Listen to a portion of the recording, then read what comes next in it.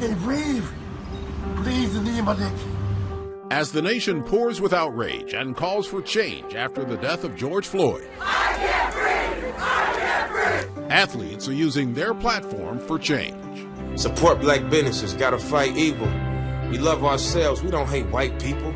In a first-of-its-kind town hall, local African-American athletes share their story and how race has long played a role in sports culture. There is no option. We have to go the right direction. If we don't go the right direction, it's only going to get worse. Race and Justice, Oregon Athletes Speak Out, a KOIN 6 Town Hall special presentation. Welcome to our Race and Justice Town Hall, Oregon Athletes Speak Out, here on KOIN 6. I'm Ken Body alongside our digital sports reporter and former Oregon State running back Marcus Greaves. And for the next hour, we will dive into the most pressing social issues in America with some of the most recognized athletes in Oregon. Tonight, we are joined by our live panel athletes, along with some of several others who took the time to speak with us on racial injustice. Let us introduce you to our live panel now. Joining us is Portland native Oregon Duck, former NBA All-Star Terrell Brandon, Oregon State running back great Evanson Bernard, and Notre Dame wide receiver and Tigard High School alum Braden Lindsay. Thank you, gentlemen, for being with us here tonight. You're welcome. Thank you. Yeah, thank you for having me. There are many important conversations to be had in terms of social justice and athletes using their platform to make change. One of those ways is through social media. And Braden, you notably took to Twitter about a month ago to say this. Colin Kaepernick tried to warn us that black men continually are victims of social injustice and police brutality. He warned us, but nobody listened. So if we are learning anything from all of this, I ask that if you value me for what I may be able to do on Saturdays for Notre Dame, value me as a black man in the other 6 days of the week as well.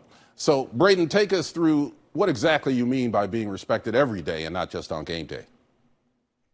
Yeah, I mean, obviously going to a big-time school like Notre Dame, there are many people who root for you, and many people wear your jersey and support you on those Saturdays. But in that same sense, those same people who root for you and want you to score touchdowns are the same people commenting on the same post supporting Black Lives Matters, not supporting the movement. And at the end of the day, if you really want to support me and you're really a fan of mine, then you'll hear my voice because we haven't been heard. And with my platform, I've been trying to take the steps necessary for myself and others to be heard. And if you truly do respect me and root for me on Saturdays, you should hear me and understand my life the other 6 days of the week, because there aren't 80,000 people rooting for me all 7 days of the week. And that's not just me, that's everyone's lives. And, being an athlete, I'm able to see that complete difference and see both sides, where there are times when you're praised and then there's times where you're just another black kid walking in the street. Mm-hmm. And that's just where we live in. And Braden, did you face any backlash when you put that out on Twitter? I mean, were there people coming at you? I mean, just talk about that. What was that experience like after you tweeted that out?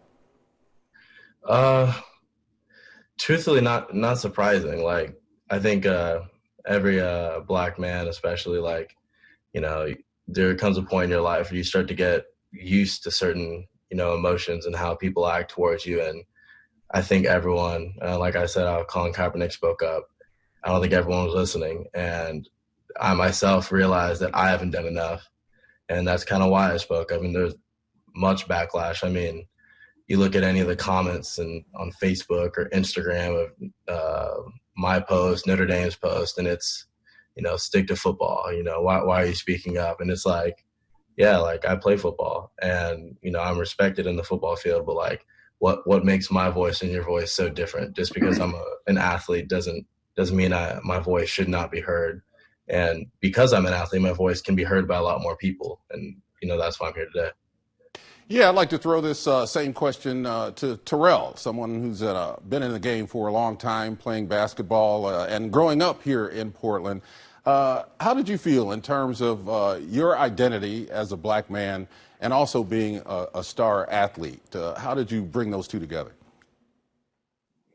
Well, I was able to bring those two together because of my parents, my late mother and my dad, Charlie Brandon. They instilled in my sister and I to know who you are, be careful of what's going on in your surroundings at all times, but to embrace everyone equally. And I think what happened is with me with sports and business has been a combination of, we who play basketball really don't put too much emphasis on the color or the creed or the sexual discrimination that individuals go through. But we concentrate on if you can rebound, sound good to me. If you can shoot that shot, sound good. If you can be a good teammate. So I think those things have happened with sports and with business, with being on Alberta Street for 30 plus years now, that I've had to embrace everyone. And but no doubt about it, as you know, Kim Body, I'm going to embrace the Black people first. That's just the type of person that I am. And hopefully that people say that TV and projects have proven that. Another Oregonian who has had a successful football career, Central Catholic alum Brennan Scarlett. Scarlett is now a linebacker with the Houston Texans. And Marcus, you had a chance to talk to him one-on-one. I did. I mean, we talked about just what it was like being, a black man playing high school football in Oregon. So, Brennan, we're here under the St. John's Bridge. You grew up just a couple miles away from here. You played football here. And what was it like? What was your experience like being here in Oregon and being, one of the few black kids to play football in the Portland area? I think coming from North Portland, when I was here and growing up, it was a really diverse community. And I had tons of support from, parents and coaches and teachers. And, so I had a great experience. It's going to Central Catholic, getting there and being one of the, few black kids, period, not even football players, just at that time, Central Catholic was becoming a more diverse place. And there were obstacles to growth, get through, because, you have, a community of kids that haven't been exposed to a certain culture, and, the same on the other side. So, our classes took some time to mesh, but by the end of our 4 years, we did. And, growing up and being an elite football player, I say elite. I think I can say elite. No, you're good, it was a good experience for me. And you said there were some obstacles for yourself. What were those obstacles like? I mean, kind of what were they that made it so, in a way, I guess, uncomfortable? I think you nailed it, man. It's just when you have, one community of kids, right? You say you have white kids that went to, Madeline or All Saints, or, schools where there's not a lot of diversity, right? So, they don't have a great understanding. They can't conceptualize the experience of, another black kid that maybe went to St. Andrews or Holy Redeemer, a totally different community. And so you bring those communities together, which that was what we had at Central Catholic. It took some time to get through things like, you hear certain jokes that aren't, they're a little culturally insensitive. But, you have one group of kids that, they're young, they haven't grown into they haven't grown up in where they've been exposed to black culture, and they don't understand that insensitivity. And it took some time to, help them to understand. And, at times it wasn't as much helping. It was, you butt heads a little bit. And so now in the NFL, play for the Houston Texans. Talk about that. What is that locker room like? Is it the same thing?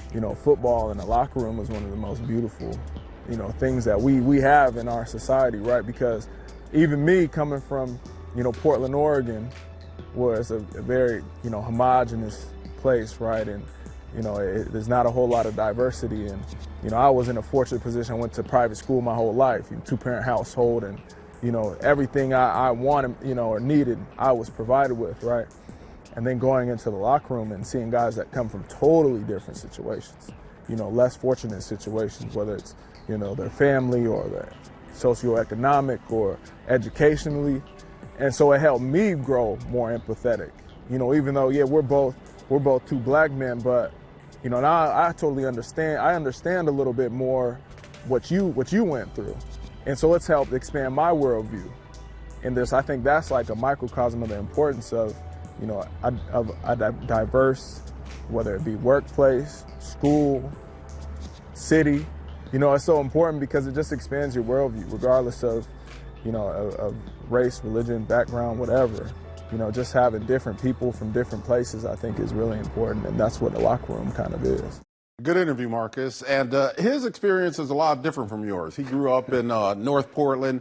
You actually grew up in Eastern Oregon, in Prineville, played football, high school football there. So how would you describe that experience, especially as compared to what we just heard from Brennan? Mm-hmm. So there is something that does stick out to me. What he said in that interview was it was the insensitive jokes. And there's some things like that where I didn't get as a high schooler, right? And as a younger guy, especially, I was the only black kid there. And so the difference for there was it was just there's people who said things like, Marcus, you're the fast kid on the football team. You got the slave feet, right? And at the time, somebody actually said you had the slave feet? They do. But at the time, that's the thing is that I saw it as, oh, they're telling me I'm fast, right? Because that's what I was used to. I was used to being around, a bunch of white people and not, other black people. So I didn't take offense to it. I was like, oh, they're complimenting me.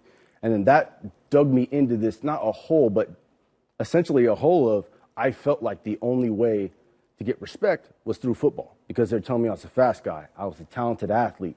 I was the guy who needed to be that all-time great player.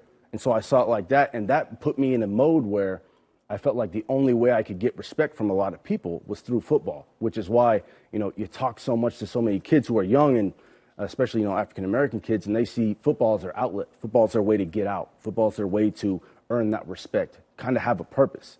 And it hit a point, man, where it was low. It was because I really felt like the only way my purpose on this earth was to play football, right? It was to entertain. That was the only way I was going to gain the respect. Yeah, and I've heard a lot of other athletes say that as well, that was the self-worth that you got by being one of the better athletes in your circle. Yeah, let's take this to the panel.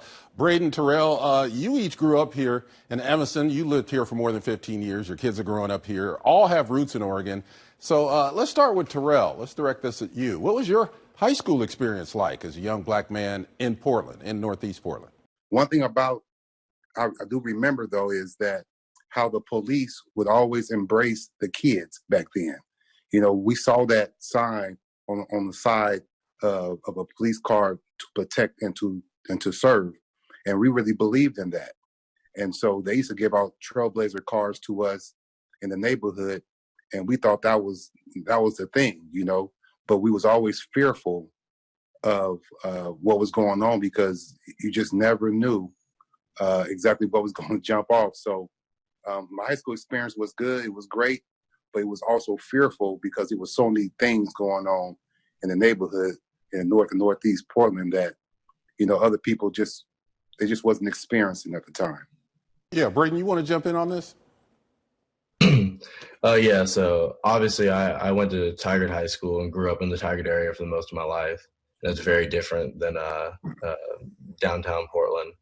And for the most part, my family, upper middle class, like we were able to do a lot of things that minorities are not normally able to do. And that was, through my dad's job. And we had opportunities that certain other African-American kids were just not able to do. And so in a lot of ways, I was treated differently simply because I was able to do things that a lot of my white friends and, colleagues through sports and whatnot were able to do. And it wasn't really until I was old enough, probably around when I started driving, that I really realized kind of the small differences that you don't really pick up on when you're kind of a child. And a simple thing was that kind of going back to the police, when I was starting to drive, everyone, like, they go through like normal classes, like their parents drive them around, preparing them for driver's tests. I remember my dad was very hard on, how to react when you were pulled over by a cop. And I remember talking to my friends like, oh yeah, like, just complaining about normal things of preparing for a driver's test with your parents and how it's frustrating. And we couldn't even see eye to eye because they were worried about like parallel parking and I was worried about what's going to happen when I get pulled over. And, that's things that certain people just could never understand. And in my mind, that's been embedded in me. I mean, I know exactly what to do, exactly how to act. And even that sometimes, as we've seen, is not enough. And funny enough, and it's probably why I'm wearing a hat now, I was driving in the neighborhood, and my father told me there's a cop that like drives around. He's pulled me over multiple times over the years. Like, this is a guy I need to be aware of when you're driving late. Within the first 6 months of me driving, I probably got pulled over 4 times, simply just asking, oh, like, how'd you get the car? Where'd you work? Mind you, like, it's the same cop. And, Right. you know, as I got like a little bit older, I was like, how do I like change this? So I started wearing a hat or a beanie anytime I was driving, and it became like so accustomed that now I'm always wearing a hat.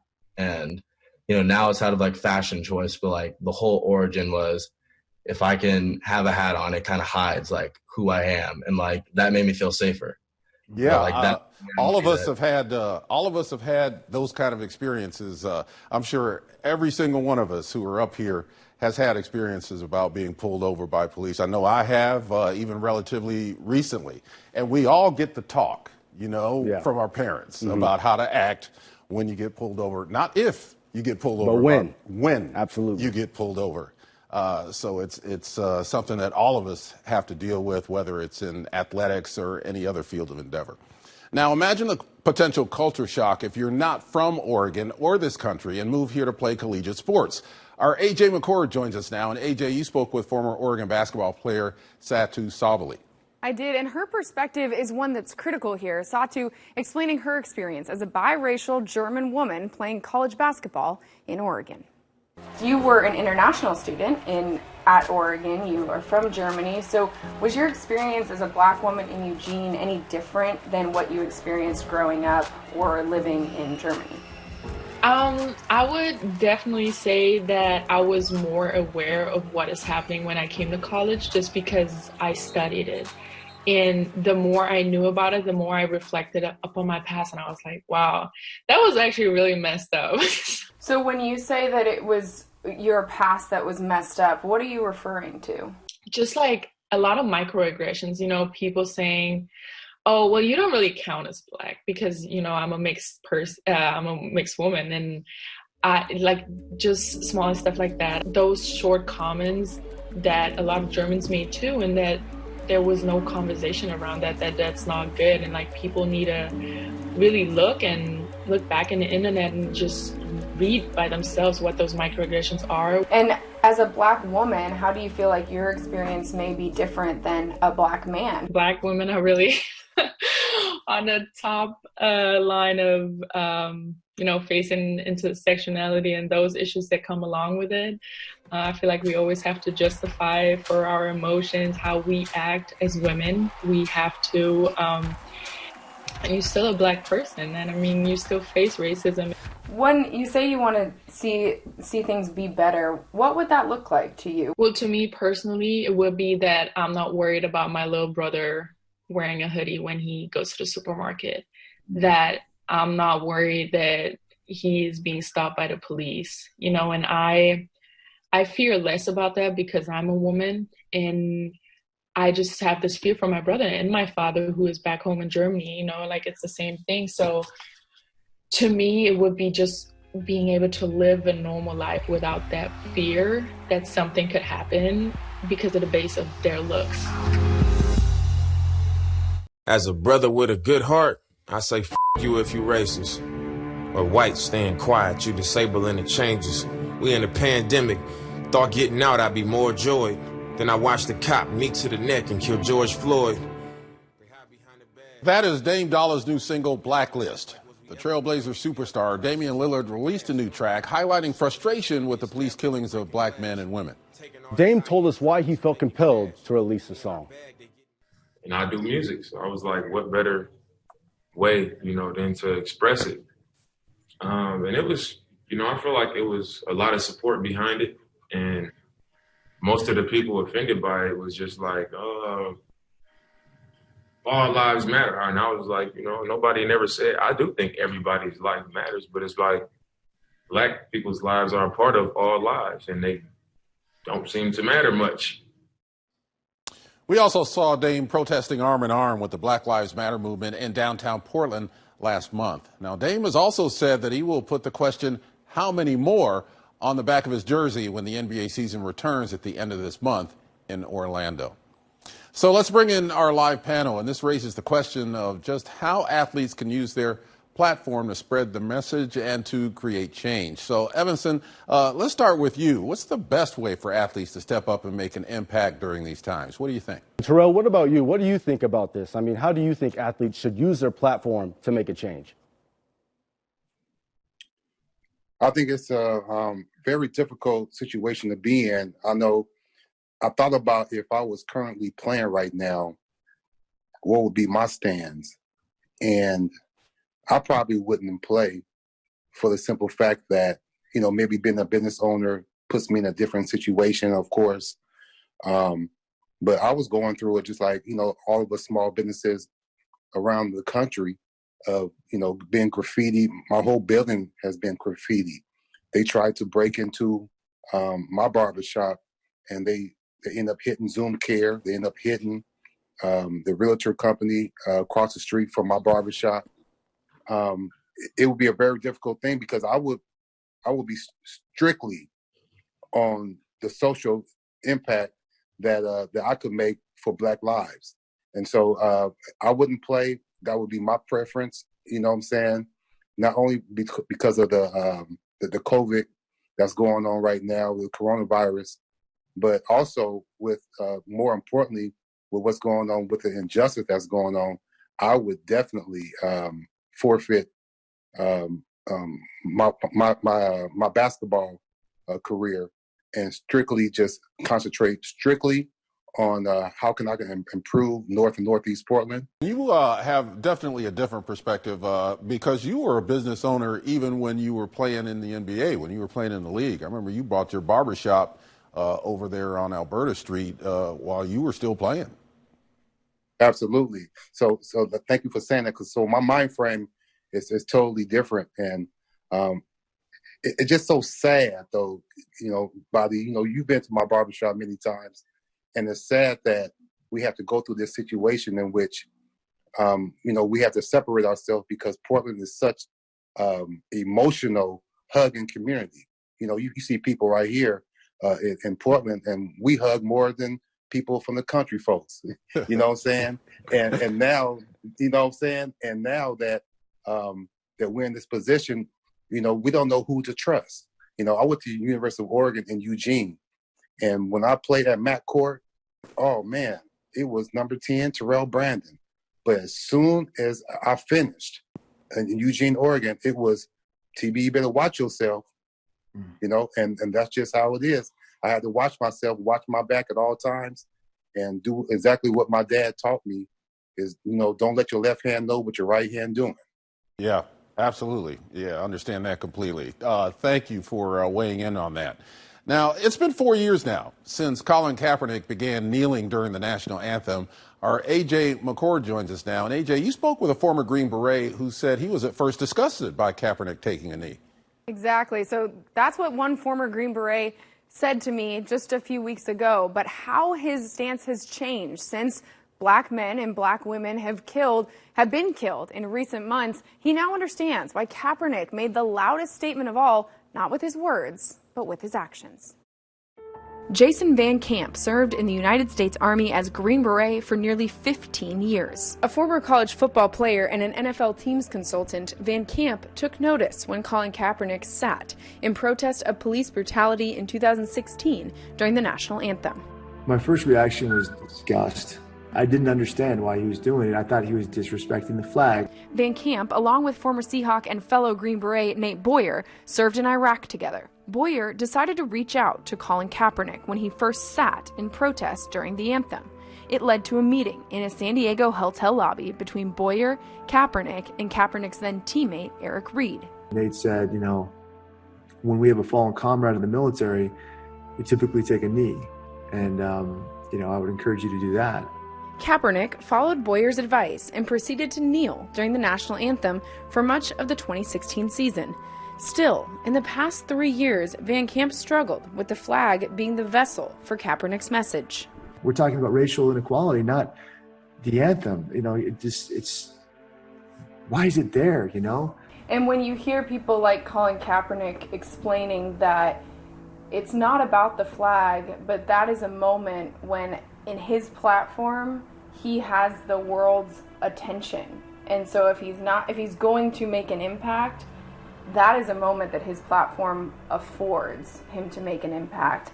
What is your reaction to that side of the coin? You know, if you really want to make an impact and get people's attention, you got to do something bold and dramatic. He who dares wins, right? I get that. In the wake of George Floyd's death and the nationwide protests it sparked, Van Camp describes the evolution of his emotions. When I first kind of was introduced to this, I was because I didn't understand. And then through Nate Boyer and through the conversations, I was like, okay, I get it. And I want to support. And now I'm taking it personal. And the motto of the Green Berets is De oppresso libere. And that's a Latin phrase, which means to liberate the oppressed. So for me, if Americans are being oppressed, I don't care if they're black, white, Asian, red, green, purple, I don't care. If they're Americans, they're my brothers and sisters, right? If they're being oppressed, I'm not going to tolerate that. Hell no, you know? So I'm not going to understand. I don't have the capability to ever understand what it's like to be a black male in America. And I'm not going to say that I do. But I am saying that I'm going to promise that I will do my best to end oppression and racism in our country, because it's time to take things personally as a country.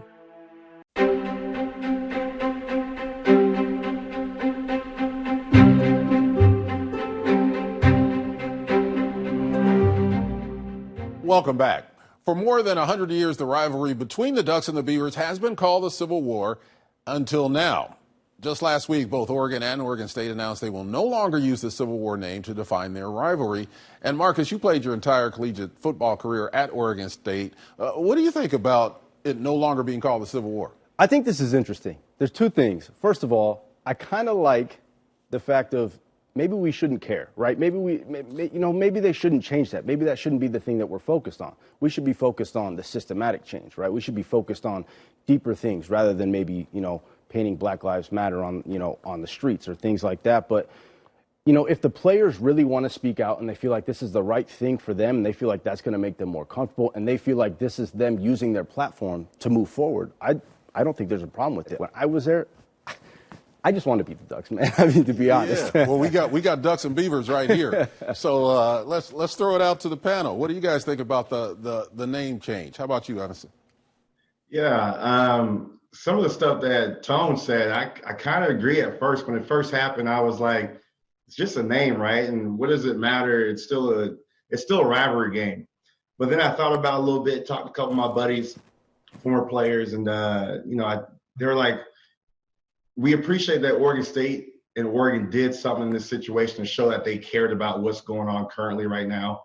And so I think, just on that side of, the universities making stepping up to the plate and saying, hey, we really do care about what's going on and we want to make a difference. We're going to change the name.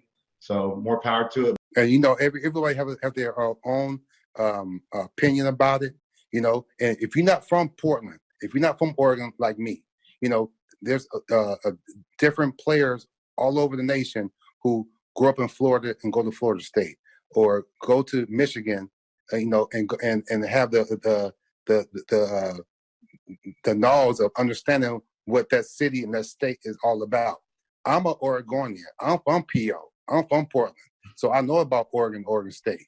And when that name is disrespect, and my daddy from Carthage, Arkansas, who picked cotton and was called the N-word and was disrespected, hey, man, I cannot sit up as a Oregonian and sit up and say, that's cool. I can't do it. I just can't do it, man. I can't disrespect my daddy who's still living. I can't do it. Yeah, that's a poignant thought. Really is. Terrell, Braden, Emerson, thank you all for taking the time to join us for this last hour. We could go another hour, really, with what we're talking about here tonight, but that does wrap up our Race and Justice Oregon Athletes Speak Out Town Hall here on KOIN 6. So if you missed any of the special, you can find it on our website, KOIN.com. And Marcus, thanks for being here. Thanks for giving your perspective to this discussion as well. Thank you, my man, for letting me hop on with you. No, I hopped on with you. That's what it was. For Marcus Greaves, I'm Ken Body. Thank you for joining us. Have a good night.